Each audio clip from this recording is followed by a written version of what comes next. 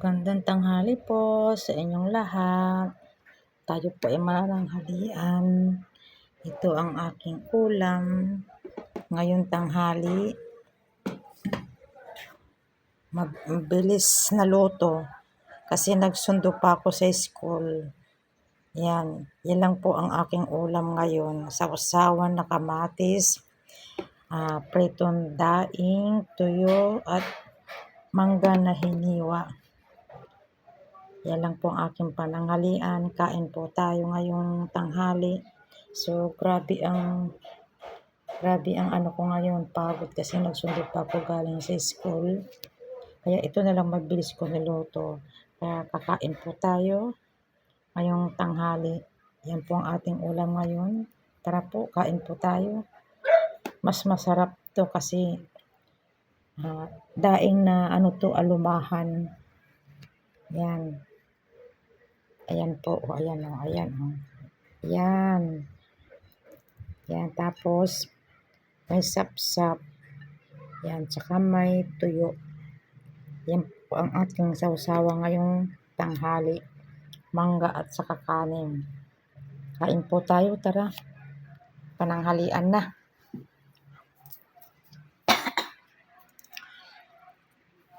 Kararating ko lang galing school.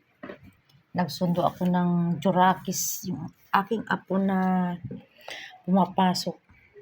Sinusundo ko yung tuwing tanghali, kaya pagdating ko ng tanghali, mabilis akong magluto, pabilisan. Yan lang po ang aking lulutuin kasi ako lang naman din mag-isa. So, mabilis lang tong pagkain. Kakain po tayo, tanghalian. Pasado alas 12 na.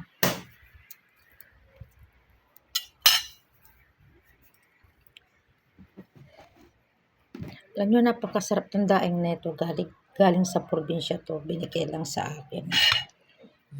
Mangga. Bibili sana ako ng talbos ng kamote o kaya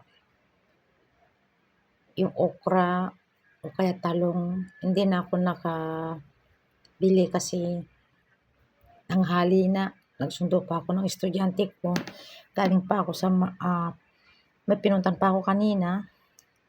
So, nagmamadali rin ako. Kaya, kasi susundo ako ng 11 or 11:20, 11:30, ganyan ang labasan ng estudyante ng aking apo. Kaya, haggard ako ngayong pag-uwi. Kaya, ito lang ang naluto ko, mabilisan.